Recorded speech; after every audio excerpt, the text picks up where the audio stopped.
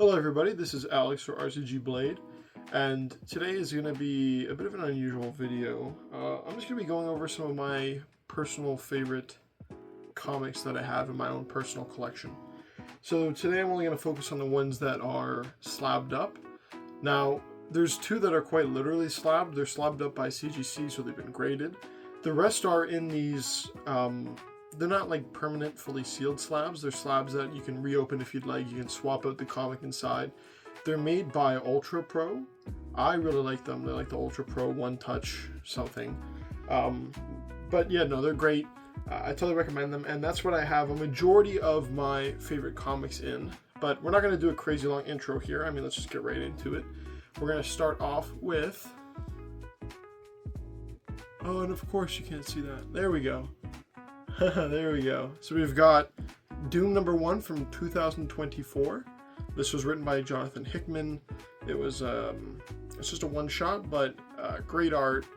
The cover obviously is super great, and it's a very interesting story. So I'm not going to spoil anything about it. Totally would recommend checking it out if you get the chance.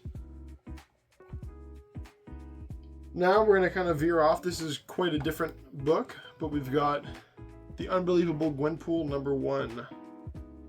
This is obviously not the first appearance, but it's like the first solo run for Gwenpool after the Howard the Duck appearance. I just love the character, love the costume, love the design of, what is it, Gurihiru, I believe? Yeah, love the art and everything, super awesome. Now we've got an actual first appearance here. This was kind of random. I just kind of had like a sort of a random pile. So this is Uncanny X-Men #244. This is the first appearance of Jubilee. I just found this one for a really good price, and I figured I'd take it just because, you know, it's cool. It's X-Men. It's Jubilee. It's a fan favorite character, and I got love for Storm and the Gal. So next up, we've got, this is kind of an interesting one. This is the first ever crossover between aliens and predators. So this is Dark Horse Presents #36. And this was the first ever story involving aliens and predators colliding. So this is just a childhood dream of mine. Been a huge fan of the Alien and Predator series my whole life. Now we're going to move on to some Spider-Man stuff. This is nothing crazy. This is just Web of Spider-Man #100. I just personally love that Spider Armor Mark 1 design. It's one of my favorite spider suits, and ever since I was a kid, I always just was really drawn to this look. So it's a privilege to be able to own that first appearance. Oops. Next up, I'm actually intending on getting this one signed by Marco Cacchetto at the upcoming Fan Expo Toronto. So this is my first print Ultimate Spider-Man #1. This is the Marco Cacchetto design variant. And I just think this would be awesome to have signed by him. I love his art. He's probably my favorite comic artist out there right now. And to have this book signed by him would just be awesome. And now we're moving on to the two books that are actually CGC slabbed. So starting off with ASM 299. The first real appearance of Venom, but this is the first cameo appearance of Venom. This is a 9.2 white pages. It's beautiful. And then I got this at the same time as that one. This is its kind of sister book. Of course, you have to have ASM #300. This is a 7.0 white pages, but I'm not huge on grade. It doesn't matter to me that much. It's just about owning that piece of history, frankly. So, amazing book. Everyone is bound to own one at some point if you are a comic collector for sure. Going to go on to a bit of Daredevil stuff here. We're actually going to kind of be working in a weird order. So first off, we have Daredevil Born Again. This is 230. This is just an amazing cover. Obviously, we just had Daredevil Born Again come out. Say what you want about the show. It definitely didn't hit the same highs as the Netflix show, but overall it was enjoyable. It's great seeing Daredevil back on the screen. And this cover is just amazing, especially for a Daredevil fan such as myself. So, how to get it. Now, we're going to be doing a little countdown here. And we're also going to be slowly going down in grade, in my opinion. Here we've got Daredevil issue #4 from 1964. This is the first appearance of Zebediah Kilgrave, or the Purple Man.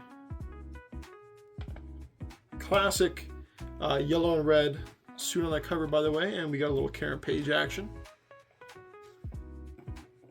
Followed up by, of course, Daredevil, issue number 3 from 1964, the first appearance of Leland Owlsley, or the Owl.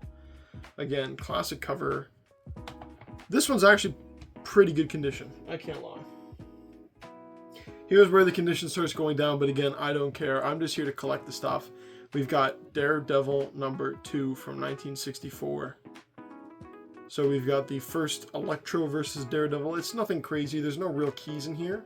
But, I mean, again, just to own this piece of history is great. This cover actually is detached, by the way. So you can kind of see it along the spine. But yeah, this is a detached cover. And speaking of detached covers, here is my coverless Daredevil number 1. I don't really care that much. I was never a huge fan of the Daredevil number 1 cover. I think it's just kind of bland. It looks like an advertisement, frankly. And this first splash page is just wonderful. I love that classic suit. Now we're just going to go through some sort of Guardian stuff real quick. So I have all 4. I have all 4 of this miniseries. But I didn't really want to pull them all out, and it's a bit, you know, repetitive. So we've got the Annihilation Conquest miniseries, the Star-Lord tie-in. I've got 1 to 4. This is where you see that first Guardians team forming. We've got Rocket number 1 from 2017. I just love A Tribe Called Quest. I love Rocket the Raccoon, so this was a no-brainer. Had to get this one. You would not believe how expensive this cover actually is. Then we've got Incredible Hulk 271. There we go.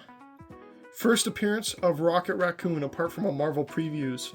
But that was frankly a completely different character. Didn't talk the same, didn't really look the same. So this is the true first appearance of that Rocket Raccoon that we've come to know and love. Classic Incredible Hulk.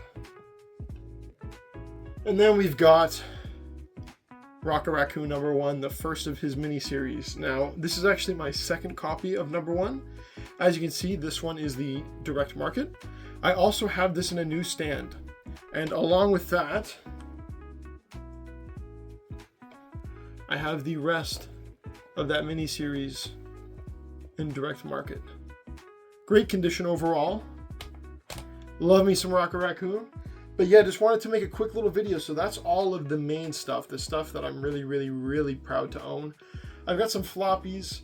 I don't know if I'll do a video on those because that's just mainly, you know, my pulls and stuff like that. I could maybe do a little quick video talking about the series I'm into at the moment. But yeah, I just wanted to get a video out there on the state of my private collection, the kind of comics I'm into, the comics I'm collecting. If you're into any of these comics, let me know in the comments. You know, what are some of your favorites? What are your prized comic possessions? I'd love to hear all about it. So thank you all very much for checking this out. I have been Alex, or RCG Blade, and take care as always. Have a good one, folks. Bye.